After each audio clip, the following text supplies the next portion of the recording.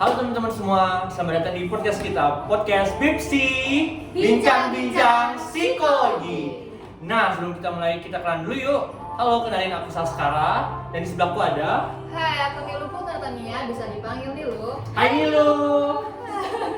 Dan aku Melanie Putri Jasmine, biasa dipanggil Jasmine. Hai Jasmine. Oke, di episode kali ini kita mau bahas apa nih kira-kira? Nah, pada pagi hari ini tuh kita bakal ngebahas nih isu yang belakangan ini sering terjadi gitu, sering muncul. Nah, Oke. bahkan isu ini tuh udah terjadi di belakang lalu gitu, kayak udah lama terjadi gitu. Nah, di sini tuh kita bakal ngebahas tentang budaya patriarki.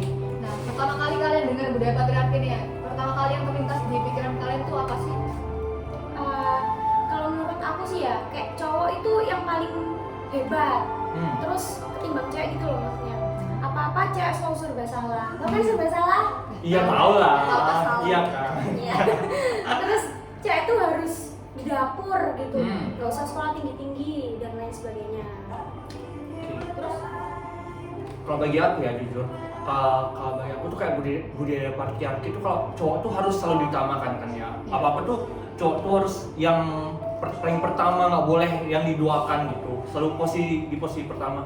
Terus itu cowok tuh nggak boleh yang namanya nangis, harus selalu kuat di setiap posisi apapun gitu. Kayak Superman gitu ya. Jadi kayak nggak boleh nangis gitu kan kayak lagu. Nah,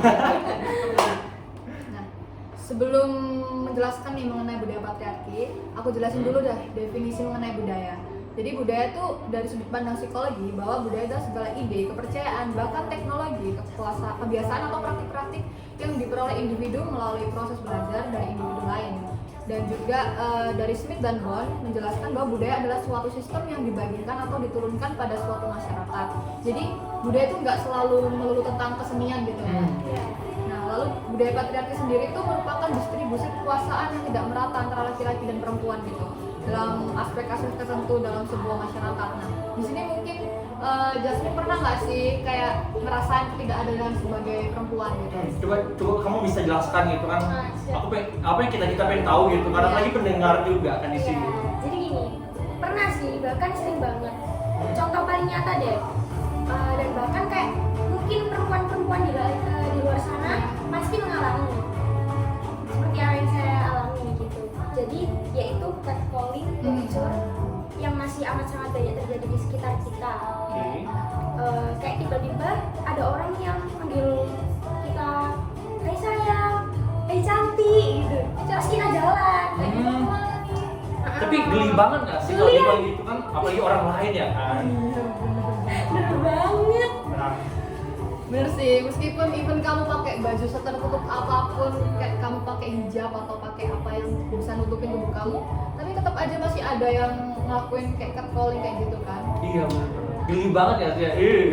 Terus Jadi gini, bener, catcalling itu sebenarnya disebabkan karena pikiran dari si pelaku sendiri. Tidak bisa menjaga ucapan dan si mindset pelaku sendiri ini yang buruk dan jahat gitu. Tapi even di zaman sekarang ya kan banyak pemerkosaan dan contoh kecilnya ini kayak catcalling gitu kan. Nah, tapi di sudut pandang masyarakat tuh nanti yang salah tuh si perempuan gitu kan. Kayak yang disalahin perempuan kayak kamu sih pakai bajunya terbuka, kalau pakai bajunya nggak tertutup. Nah, kayak gini tuh dilihat kayak gini tuh kayak menggambarkan bahwa budaya patriarki tuh udah melekat gitu di masyarakat. Dan lama-lama hal ini tuh luput dari perhatian masyarakat karena udah menjadi kebiasaan gitu kan. bener Kayak, banget. sesuatu yang biasa gitu. Nah, betul banget. Sejujurnya bukan baju yang jadi korban permasalahannya. Bener Tapi banget. manusia ini tadi. Jadi kayak karena baju tidak ada sangkut pautnya dalam mempengaruhi sebab terjadinya pelecehan ini. Tapi karena perilaku buruk si pelaku itu tadi. Nah, betul itu. Nah, Setuju sekarang sih.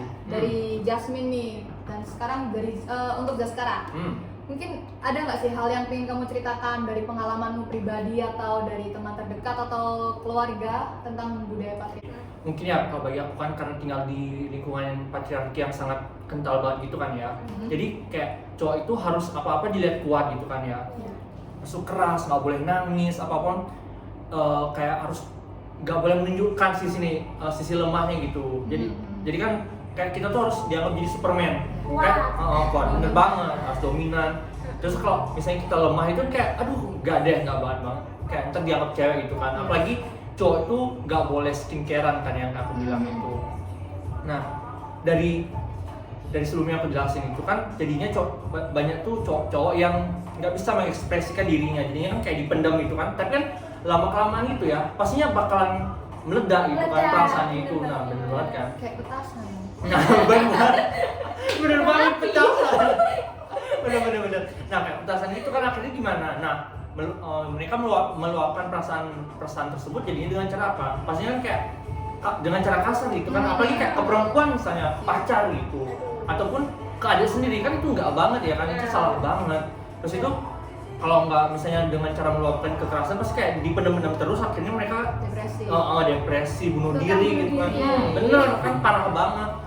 Nah terus itu kan yang aku bilang itu kan kayak cowok itu nggak boleh skincarean ya, padahal kan nggak ada hubungannya gitu, nggak ada salahnya kalau cowok itu untuk melakukan perawatan diri gitu. Apalagi kan masa cuma cewek doang merawat diri, padahal kan cowok juga kan boleh gitu, biar mereka kayak bersih gitu kan, kelihatan enak dilihat gitu. Nah terus itu yang paling umum itu kan kayak cowok gitu ya guys, cowok itu nggak boleh melakukan aktivitas yang seperti perempuan, feminin seperti perempuan, kayak memasak, belajar make up, ngedance gitu kan ntar kayak dibilang ih kamu kayak cewek banget, kayak banci gitu kan, padahal kan nggak ada hubungannya gitu. Soalnya kan mau kita masak, mau make up itu kan nggak ada penentuan mau cewek atau cowok gitu kan ya. Padahal budaya K-pop juga kan cowoknya kan make up, terus ngedance juga. Nah bener banget. Tetap kelihatan tuh kan. Iya betul. Bener banget ini siapa ya? Astaga. Di Zoom. Itu Sas disebut dengan toxic masculinity. Karena banyak banget nih yang masih menganut paham toxic masculinity ini. Padahal nggak semua manusia itu sama guys. Mungkin ada yang cowok hobinya berkuda, panah atau apalah itu. Tapi di sisi lain pasti ada cowok yang punya hobi make up atau ngedance gitu kan. Betul. Nah sekarang dari Nilu nih, apa pengalaman tentang budaya patriarki di kehidupan kamu? Kalau dari aku sendiri nih ya, selain yang disebutin Jasmine tadi, catcalling itu, ada juga orang yang bilang sama aku kayak, ih ngapain sih sekolah tinggi-tinggi, nanti ujung-ujungnya juga ngurus keluarga, ngurus anak, ngurus rumah tangga gitu kan. Emang kita sebagai perempuan tuh nggak boleh dah kayak sekolah tinggi terus menjadi pinter gitu. Nah, kan. benar. Kan zaman sekarang itu woman career itu kan udah banyak kan, dan juga yang harus pintar tuh apakah boleh cowok aja kan, enggak kan? Iya. Nah, dan kita juga cewek tuh bisa gitu loh ngelakuin itu semua. Karena menurutku di zaman sekarang itu kita sebagai perempuan tuh nggak boleh bergantung pada gaji suami seperti itu. Nah, bener banget itu yang dibilang sama Nilo. Kan kita nggak bisa bergantung aja ya kan sama suami sendiri. Ya memang sih istri itu tanggung jawab suami, tapi kan nggak ada yang tahu ya kondisi kedepannya gimana. Bisa aja nanti suami kalian gitu kan meninggal gitu. Oke, bisa. Enggak lah, maksudnya kan perumpamaan gitu. Misalnya meninggal ataupun kalian bercerai gitu kan. Jadi kalian tuh nggak bergantung sama mereka kan, biar nggak ngangong-ngangong kemana gitu ya kan. Ada penghasilan sendiri gitu kan. Bener.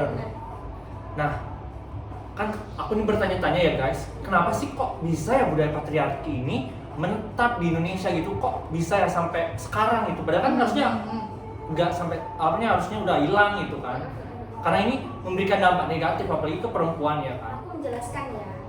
Nah, kalau kita analisis menggunakan teori belajar sosial dari Bandura, yang pertama, Bandura menjelaskan terdapat 4 komponen dalam teori ini.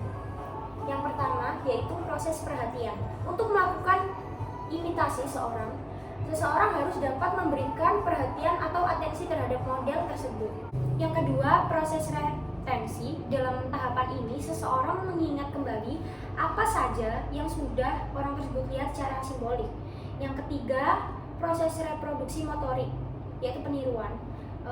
Seseorang harus memiliki kemampuan motorik yang diperlukan untuk melakukan tingkah laku tersebut. Lalu yang terakhir, yang keempat, proses penguatan dan motivasi. Adanya motivasi untuk seseorang melakukan tindakan atau perilaku tersebut. Jadi, budaya patriarki ini masih ada di Indonesia karena sudah mendarah daging Oke. sejak dahulu sih. Bener banget ya. Maksudnya budaya ini tuh udah diturunkan dari generasi ke generasi. Selain itu, masyarakat juga menganggap bahwa yang namanya budaya itu harus tetap dilestarikan gitu loh, secara turun menurun. Oke. Berarti pantas banget ya kan, kayak budaya ini susah banget hilang gitu. Iya benar. Ternyata ada alasannya gitu ya guys. Nah, adanya budaya patriarki itu bisa terjadi gitu dari lingkup yang terkecil, mulai dari keluarga. Misalnya tuh kayak seorang ayah gitu yang kayak apa-apa tuh diputusin sendiri gitu dalam rumah tangga gitu kan. Terus kemudian secara sistematik diperkuat oleh mekanisme atau lembaga yang memperkuat penindasan terhadap perempuan. Hingga pada akhirnya meluas ke pengadilan produksi bahkan reproduksi, pikiran, seksualitas termasuk spiritualitas nih guys. Oke. Lalu dampak budaya patriarki terhadap perempuan itu apa sih? Kalau menurut saya, patriarki ini menyebabkan ketimpangan gender yang menurut Siswanto tahun 2006, hal tersebut dapat melahirkan marginalisasi, subordinasi, stereotip, kekerasan, dan beban ganda. Jadi contohnya seperti tadi nih yang udah diceritakan sama Nilu, perempuan itu nggak usah berpendidikan tinggi, terus ujung-ujungnya nanti di dapur sama ngurus anak aja gitu. Kalau berpendidikan tinggi nanti susah nyari pasangan, terus perempuan keluar malam itu dibilang anak nggak baik gitu. Terus misalnya nih yang lagi rame kayak catcalling tadi atau pelecehan, pasti selalu perempuan yang disalahkan karena pakaiannya. Padahal kan jelas-jelas ya salah pelakunya, kenapa perempuan yang disalahkan? Iya. Nah iya kan, perempuan kan berpakaian seperti apapun, kalau mau kayak gimana, mau tertutup gitu kan, atau terbuka pun sedikit pun kan nggak ada hubungannya gitu kan ya. Padahal yang bermaksud itu kan mindset laki-lakinya gitu, bukan dari bajunya si perempuan tadi. Nah, terus solusinya untuk masalahnya itu apa sih? Oke, kalau bagi aku ya, salah satu solusi yang kita bisa berikan itu kan kayak mengedukasi gitu mengenai konsep kesetaraan gender dan menerapkannya di lingkungan kita. Nah, contohnya kita dapat dari lingkup yang kecil aja kan ya dulu, dari keluarga gitu. Misalnya kita dapat mengajari adik-adik kita kan mengenai apa sih itu konsep kesetaraan gender. Misalnya kayak pembagian tugas itu kan, bahwa kayak bersih-bersih gitu kan bukan cuma pekerjaan perempuan doang gitu kan, harusnya kan laki-laki juga bisa gitu. Nah, kemudian itu tuh kita bisa ngajarin gimana sih caranya mengekspresikan emosinya dengan baik gitu. Kemudian kita bisa juga mengajarinya kan bagaimana cara saling menghargai antara perempuan dan laki-laki gitu. Jadinya sehingga kita kan diharapkan itu agar pola pikir benar, betul banget. Terus tuh biar kayak lebih saling menghargai gitu kan, nggak ada derajat-derajat gitu kayak laki-laki tuh yang harus ditamain kan, padahal nggak ada, padahal mereka tuh sama-sama setara gitu antara dua gender ini. Betul banget. Nah, walaupun tidak bisa dalam sehari aja gitu kan berubah, tetapi kan dari hal-hal kecil ini diharapkan dapat merubah pola pikir generasi kita selanjutnya dan memutuskan rantai budaya patriarki. Gimana nih Sobat Pipsi, lumayan menarik bukan topik yang kita bahas di episode kali ini? Jadi mulai dari definisi budaya, dampak hingga solusi mengatasi permasalahan ini. Nah, kami harap dengan adanya podcast ini, Sobat Pipsi dapat belajar banyak mengenai isu gender dan ilmu-ilmu mengenai psikologi yang bermanfaat untuk keseharian kalian. Nah, betul banget nih. Oke, karena I think this is the end of our podcast. Terima kasih banget ya buat teman-teman Bipsi yang telah sudah setia banget mendengarkan podcast ini sampai akhir. Jangan lupa juga dengarkan terus episode podcast kita ke depannya ya. Sampai jumpa. Dadah.